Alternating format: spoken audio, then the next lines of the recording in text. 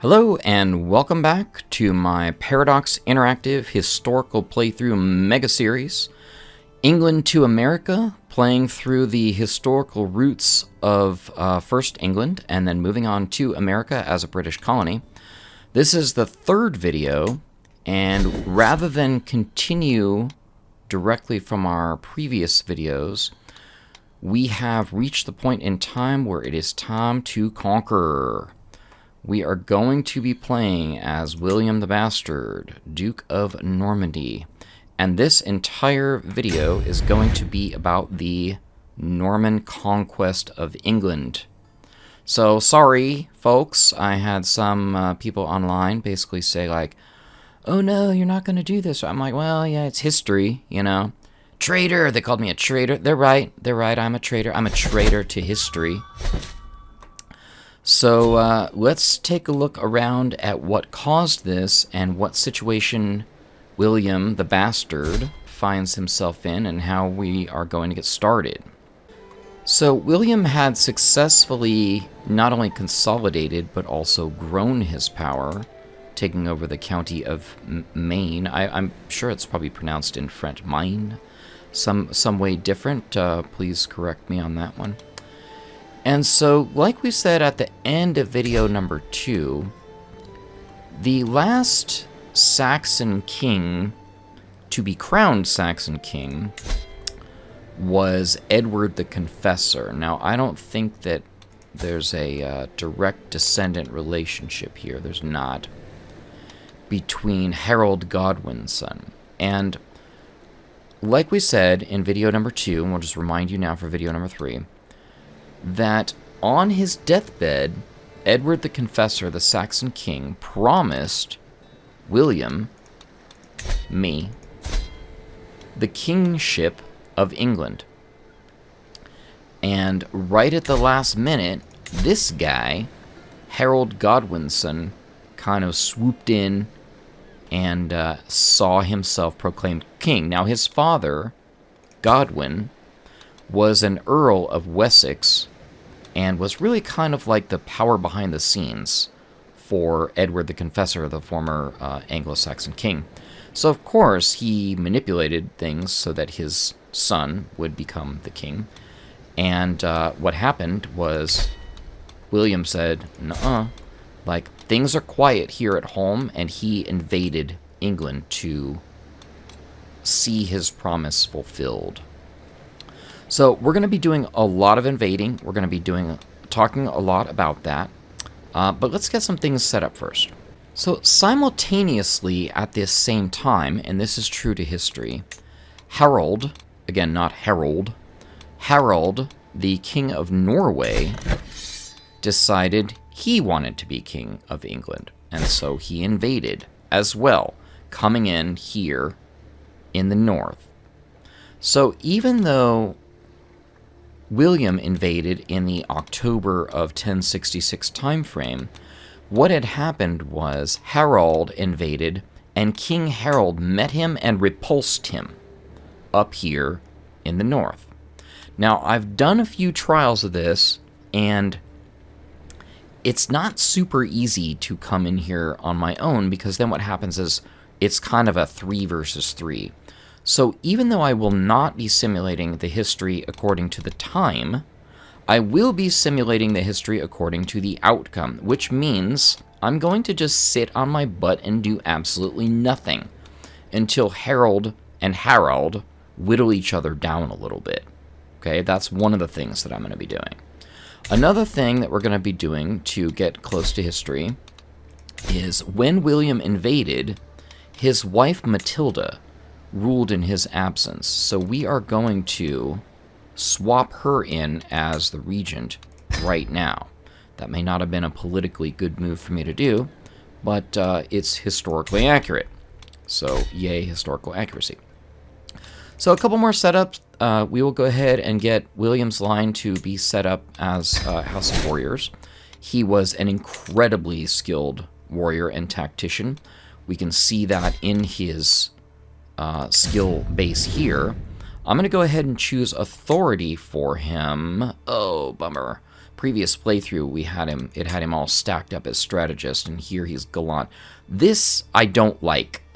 I would have rather had him go all the way down the strategy tree as opposed to this one.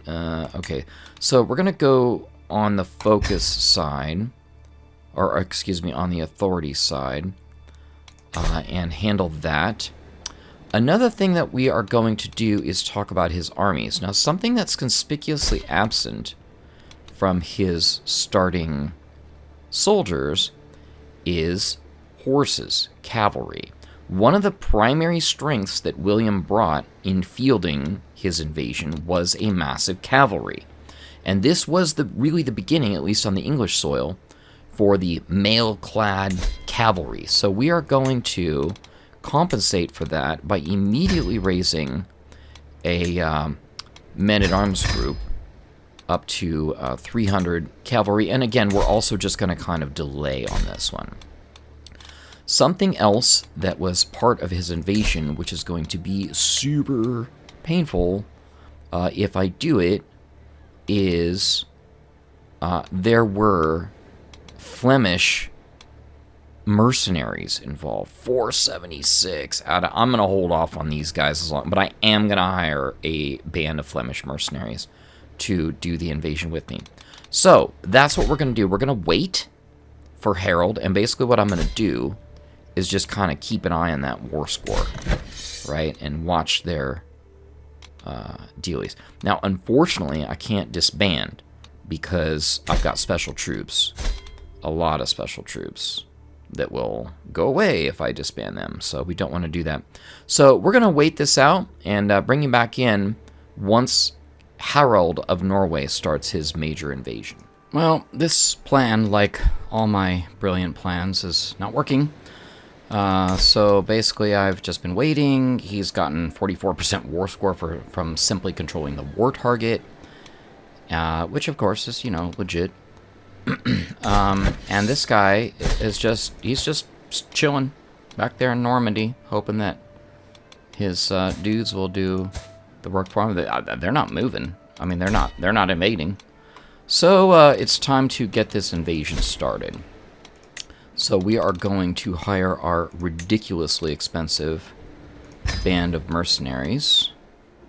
There we go. And also we are going to raise all armies because we had some armies not raised. And so let us sail for Heaven Sea.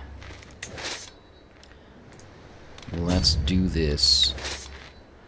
Now, there's a story that goes that when William landed on the beach, he slipped and fell and landed flat on his face, and that would have been considered like a really terrible omen and a bad portent of what was to come.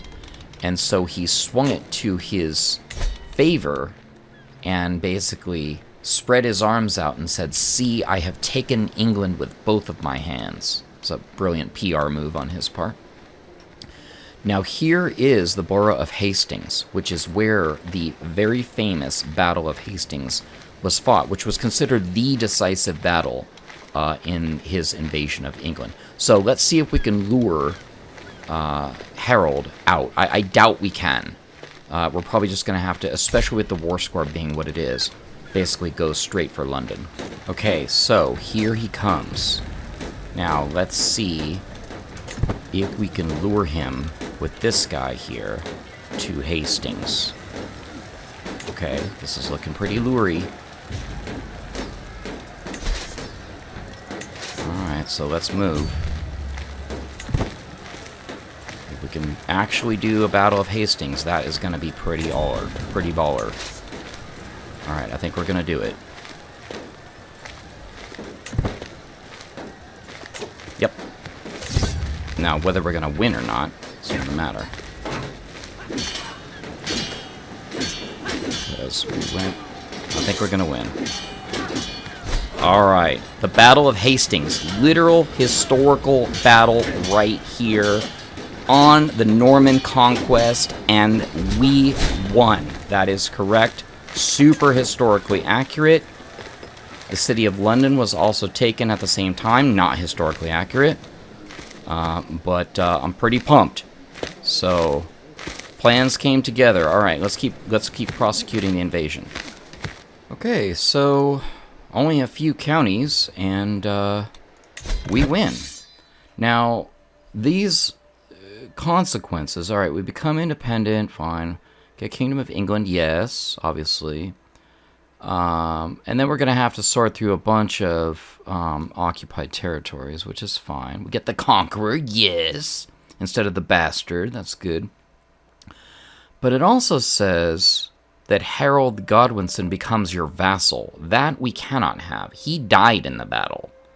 So, I don't know. I'm kind of hoping I kidnap him or something like that. Maybe I should keep trying to prosecute the war here so I can kidnap him. So let's see what this looks like. I'll tell you what, let's go ahead and just save off real quick. If you haven't watched my videos, know that I'm a big, huge cheater. And do lots of saving. Invasion 1.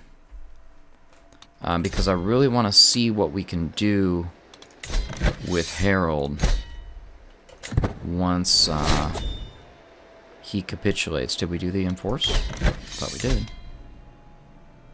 Oh, he's already considering. Well, hurry up and consider. Okay, there we go. Alright, we'll do other matters call my attention. So be it. I want to keep this guy up. Where is he? Alright, so he just became like a wanderer. Now see, this was what I was bummed out about. Like, oh look, there they are again. So I get to go fight a second battle. Not historically accurate at all. And I bet you Harold's with them, too, even though I've been watching this dude the entire time. Yep, there he is. Okay. Even though I've been watching this guy the entire time, he's with them, and we've got to go kick him out. So again, not terribly historically accurate. And I'm even losing the war against him already. Ugh. This is dumb. Alright, but such is the fate of the Conqueror. Let's get our forces re-rallied here and go after him.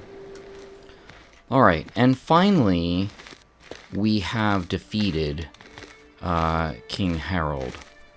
What did we do? Oh, okay, so he died, and we captured his son. Alright, which is fine. Is he my prisoner? Because if he is, I'm gonna straight execute him. Yep. Later. Okay. Oh, well, and that means we don't have victory over the war anymore. Which sucks. But, you know what? We'll just keep taking counties back and do it that way. Alright, and after a bunch of running around and neglecting my kingdom forever, I am going to finally end this war and not murder folks. Yay. Okay, so we are done. England is ours, restored. Let's now set about to the task of ruling it.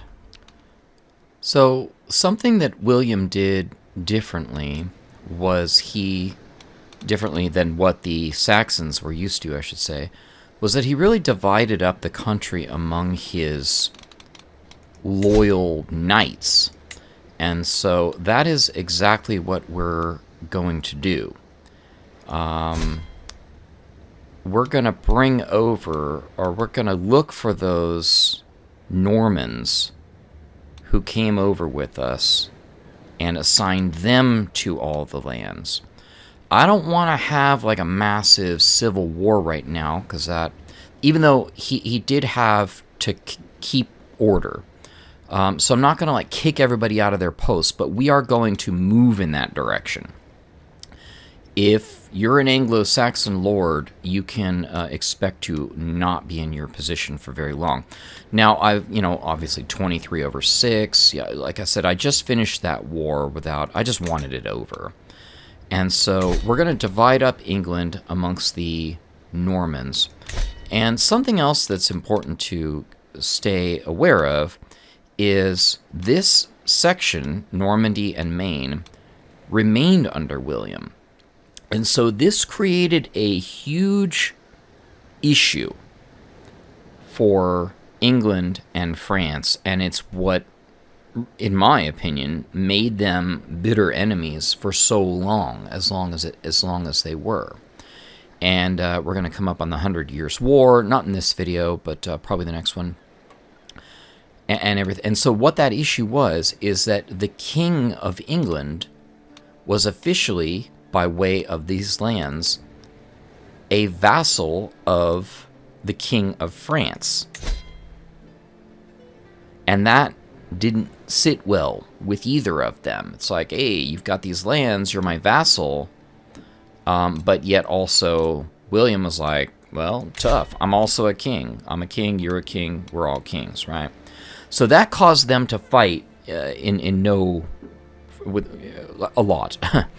and it also led to the King of France to sort of plot against William.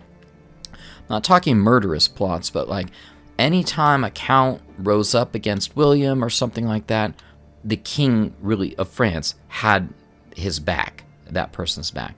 So we're going to explore that probably a little bit more, but for now I'm going to go ahead and get this land parceled out.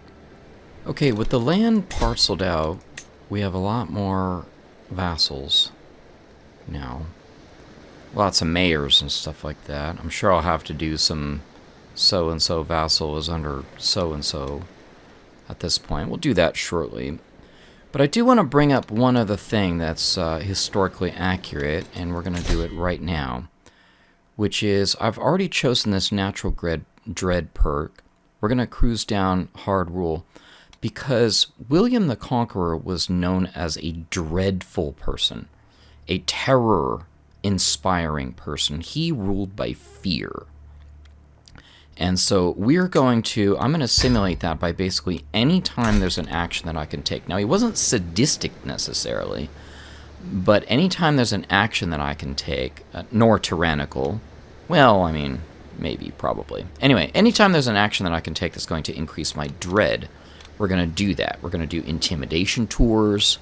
We're going to take dread, we're going to execute people to increase dread and everything. So that's a significant part of William the Conqueror's persona. Now, there's a lot of other things to do. I'm going to fast forward now to manage the country a little bit better and head for the year 1086. There's something there I want to talk about. And here we are now in the year 1086, 1 year before William the Conqueror died, by the way.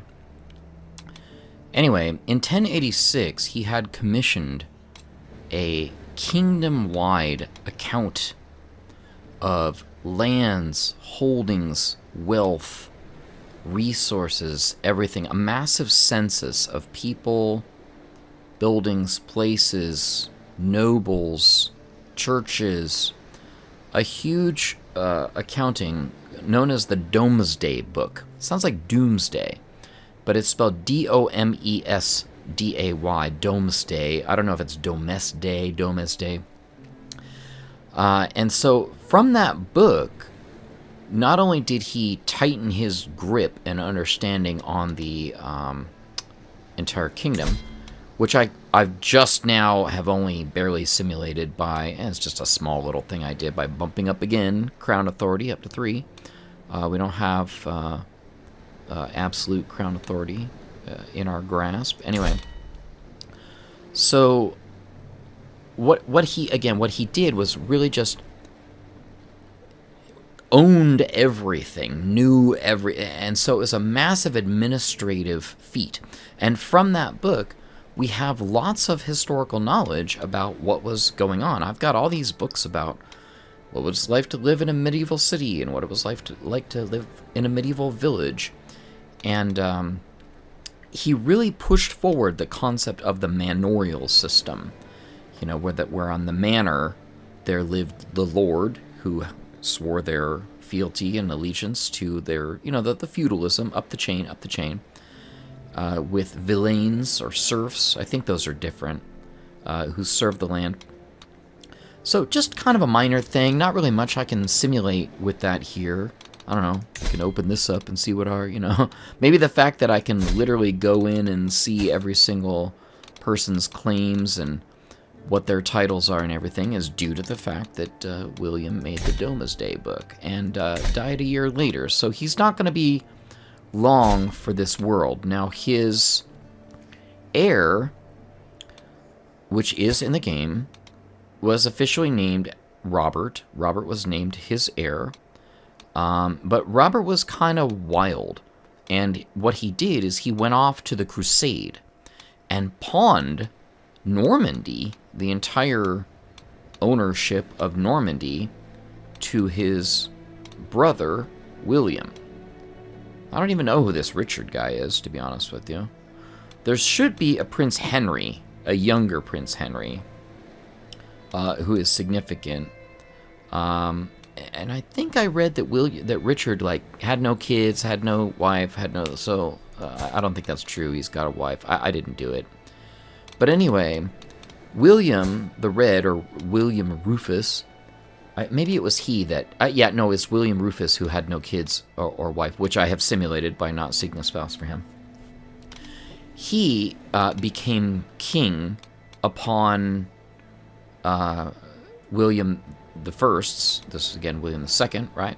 He became king upon William's death in 1187.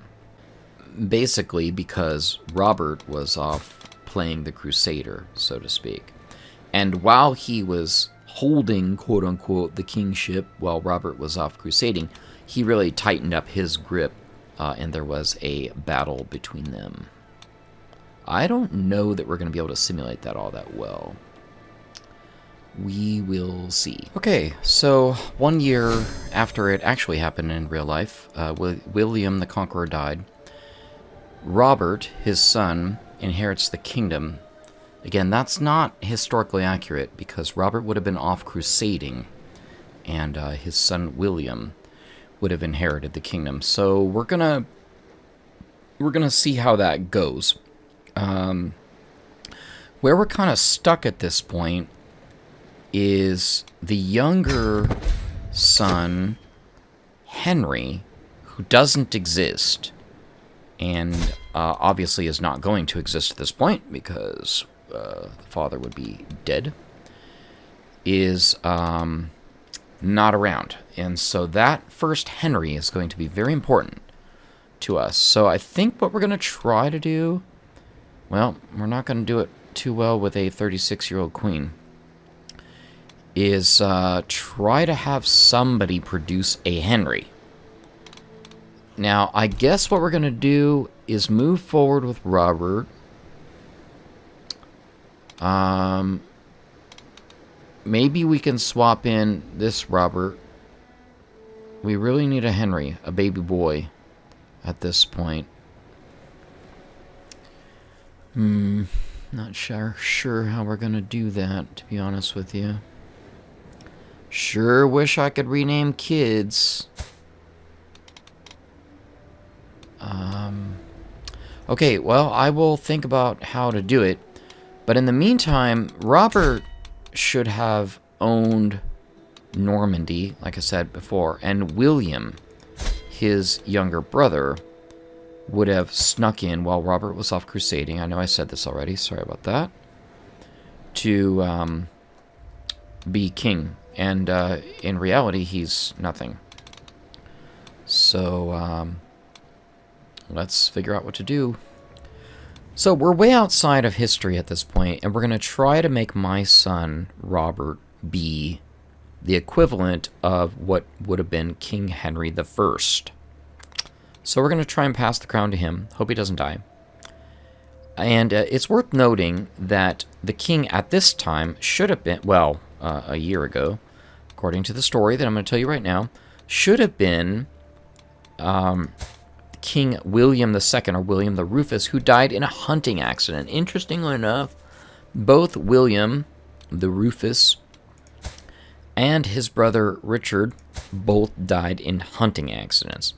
So that happened in the year 1100. to pay tribute to that now, because it's the closest I can come to, historically accurately speaking, we are going to join this guy's hunt and hope that he doesn't kill me. So we'll go ahead and do that. And like I said, we're going to try and appoint my son, Robert, to be named King Henry and talk about his reign once he ascends to the kingship. So this is going to be quite a challenge. I'm dead. I'm King Robert. In a way, I was supposed to be trying to play as King Henry I. I decided to name my son Henry, just in case I could be a Henry. And so that happened. Not historically accurate at all, for all the reasons that I've talked about before. This is going to be really difficult at this point. I don't know how I got that level of legitimacy. That's weird. And great at the same time. Okay, so that's cool. Alright, so King Henry I reigned from the year 1100 to 1135 as an adult. Now, clearly he's not an adult, and we're well into that scene. And also, here's a few more things that complicate that.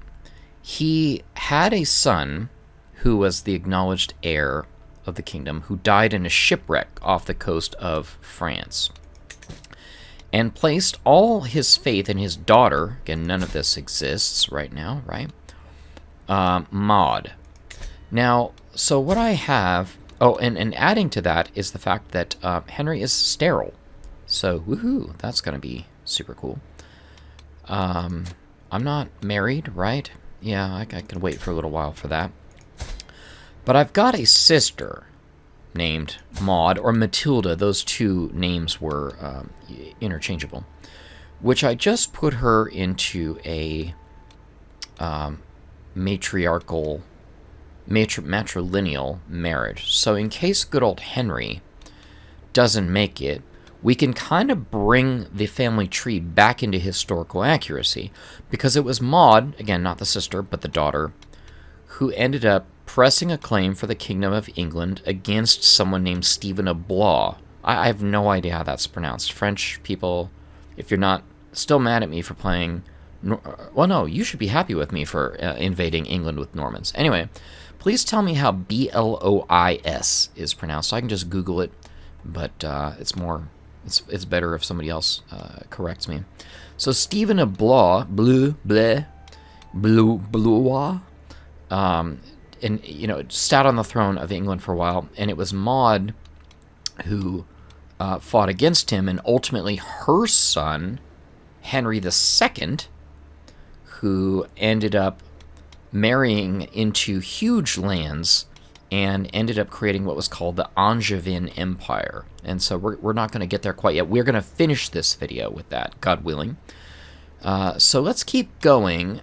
And we're going to try and deal... I'm sure there's going to be revolutions and stuff all over the place, so we're going to deal with that for a little bit and see if we can get this kid to live. Now, William II, or William Rufus, who was Henry's elder brother, now dead, was really a harsh ruler, actually, and Henry brought about some reconciliation by guaranteeing the Saxon nobility justice. So we're going to do our best to keep the nobles in line by, you know, behaving well, by doing well in their view. He was also known as the Lion of Justice, and brought about, you know, the king's justice and preserving justice in the land. And he re-enabled what were called the Courts of 100, or a 100 was enough land that would sustain 100 families.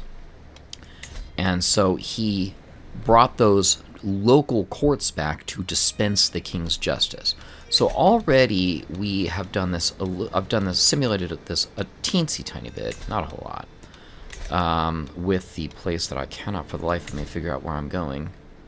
It is my family tree. There we go.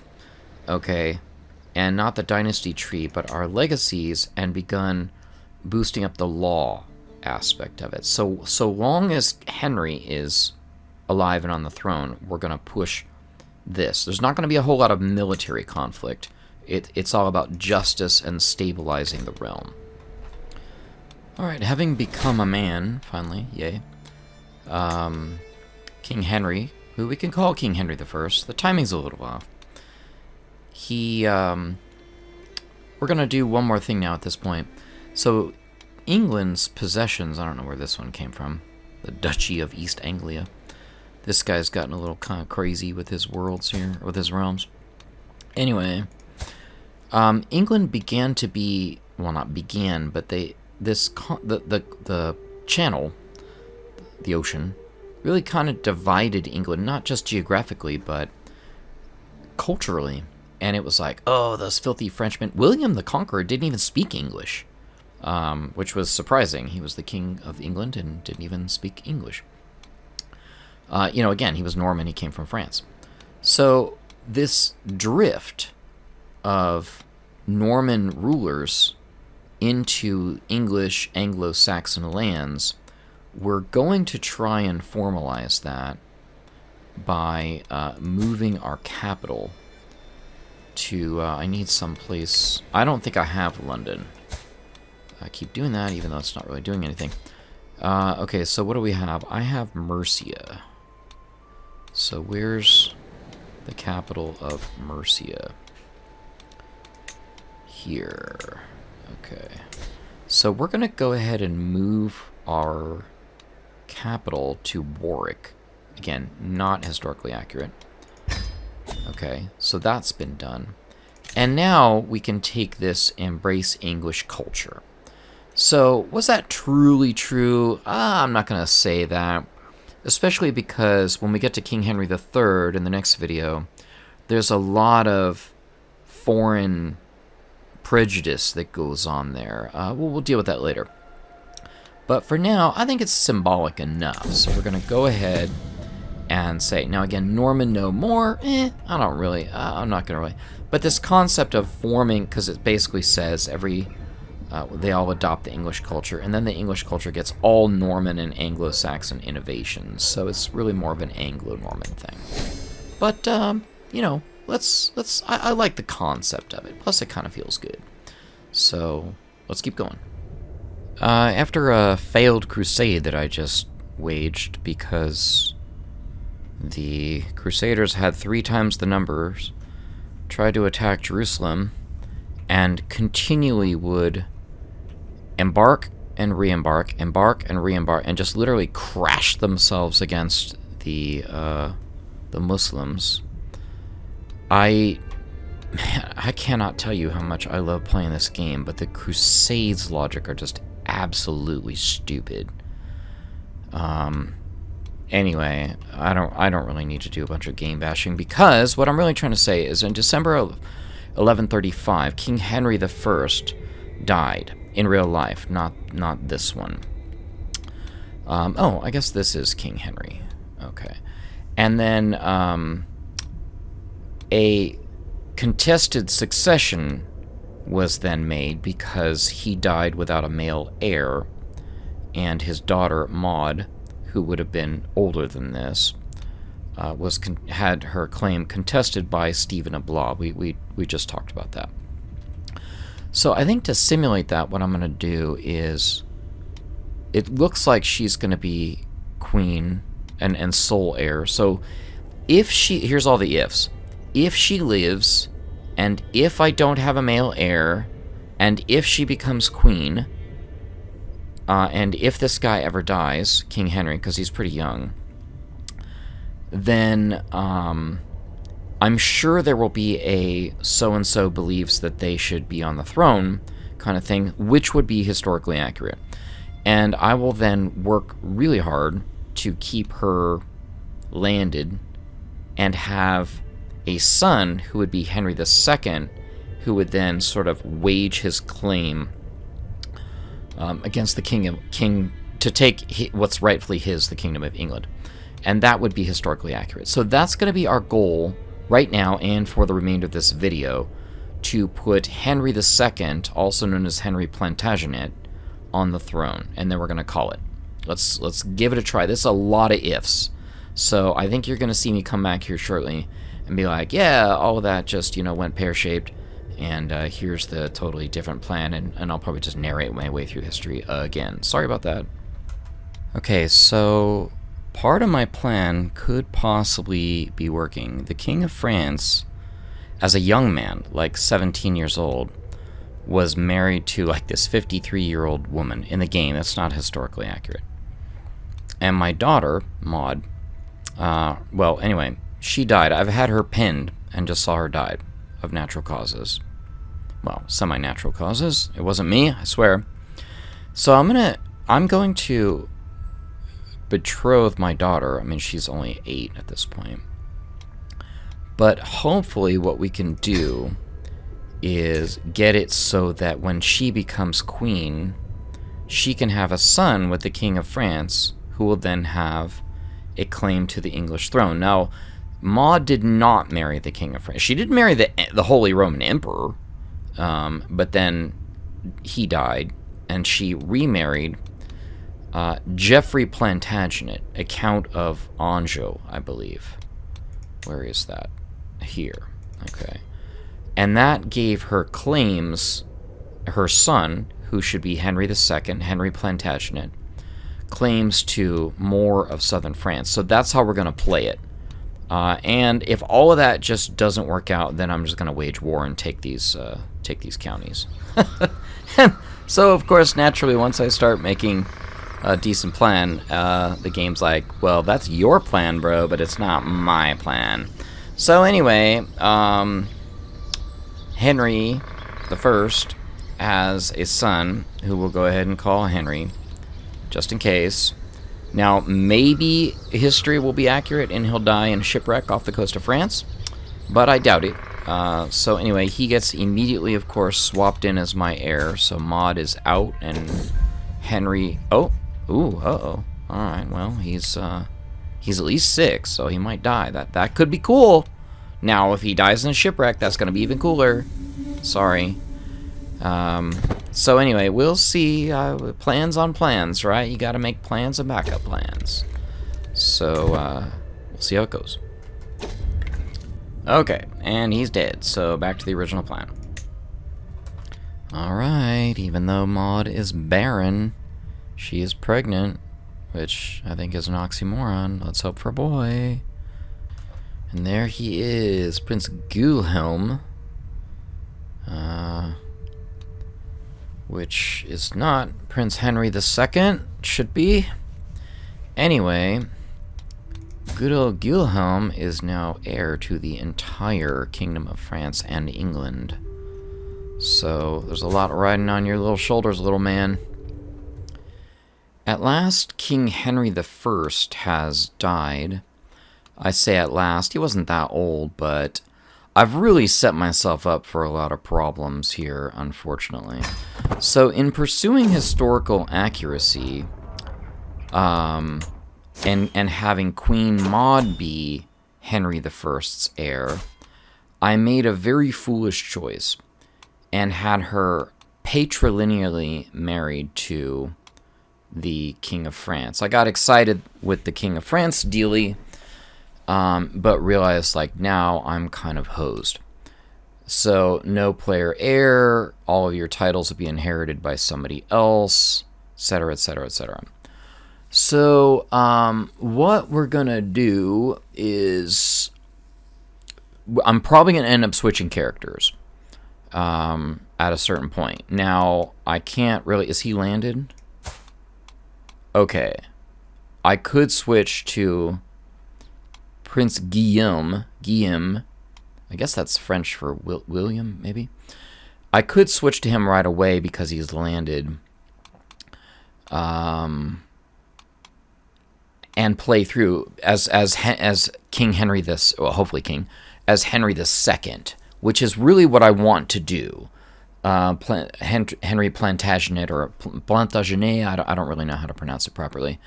I think Plantagenet is somewhat of an Anglicanized version, so I'll go ahead and stick with that. But again, I really kind of screwed this up here pretty badly, because I'm kind of done at this point. Now, of course, I could switch to some kind of Tanistry or Saxon elective or something like that for England, but I don't really like that.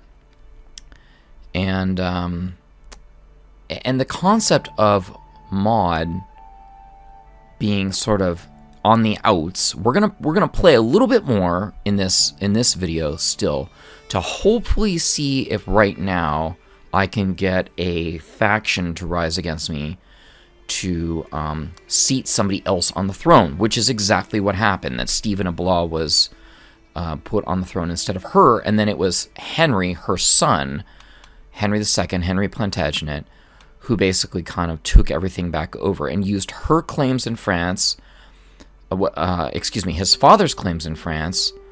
Again, I have too much because his father's can claim the entire, and you see here, like I have claims over the entire Kingdom of France, which is too much. Now, the Angevins had a huge empire that supposedly stretched from Scotland and Wales and Ireland all the way to the Pyrenees down here, which is true. They had a lot of this southern France, and geographically had a larger nation than the king himself. Now, that's completely different from having all of France. Again, I kind of screwed that up. But I think we're going to switch over to our stand-in for King Henry II and do that. But let's keep playing and see if we get overthrown. That I'm hoping to do. Okay, so as is typical in a new leader, we've got a lot of factions at this point. The biggest, most dangerous is a lower crown authority. I think we're at crown authority 3, so I don't really care about that. I'll just probably capitulate and give in. But we do have a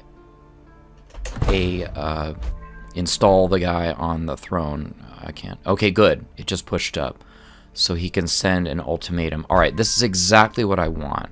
Now, what I don't know is going to happen is what lands am I going to be left with. So let's go ahead and just let this go through and see how it goes. So here's this massive faction who wants, instead of me on the throne, do I even have legitimacy? I've got plenty of legitimacy. Okay. They want this other gal, Duchess Maria of Kent, so that's going to happen right here. And then we're just going to say, I guess I have no choice, right? Okay. So, now, the real question is, what do I have still? Okay, and I'm Queen Maud of Wales. I wasn't really expecting that, but so be it. Okay. Fair enough. So England is really kind of, in a way, a separate country. I mean, literally, of course, right? Now, my son, who should be Henry, okay, these are all his claims. All right, fair enough. And again, he has a claim on the entire Kingdom of France, which I don't like. But we're going to go ahead and actually end it here, because the next video is going to be all about the Plantagenet dynasty. We're going to cover a lot more time with each one of the Plantagenets, excuse me, playing a shorter segment. So we did fulfill our goals, kind of, mostly. Obviously, William the Bastard became William the Conqueror, took over all of England, and his issue, even though we've gone back and forth and a bunch of historically not well named, but that's just the game, you know. And I've had some viewers, again, I want to thank all my viewers, say, why don't you just do this, or why don't you just do that, and all really good suggestions, of course. But it's a bit of a challenge. I mean, obviously you hear some frustration in me every once in a while from what's gone on, and you can't really play Crusader Kings without getting frustrated at a certain point. It's part of its charm. So anyway, part of the challenge is how close to history can I get in the mechanics of the game. And, you can't always do that, which we're going to see. We've already seen Queen Maud was definitely not the Queen of Wales, but, at least I didn't lose everything except a county. I mean, how much? I guess I still have only 2. Okay, so that kind of sucks. And especially when because I can't continue playing her.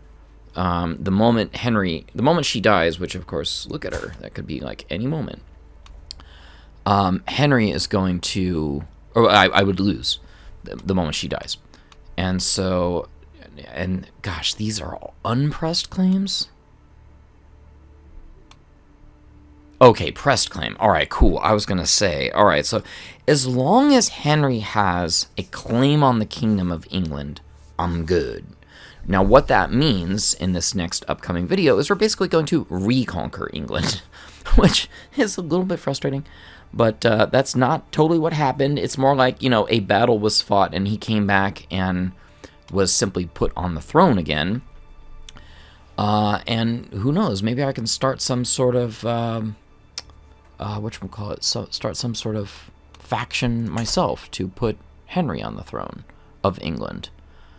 I don't know how I would do that. Anyway, we're going to end. So thank you to everybody for watching. This is video number 3 of the England to America mega series playing in Crusader Kings 3, and we'll see you next time.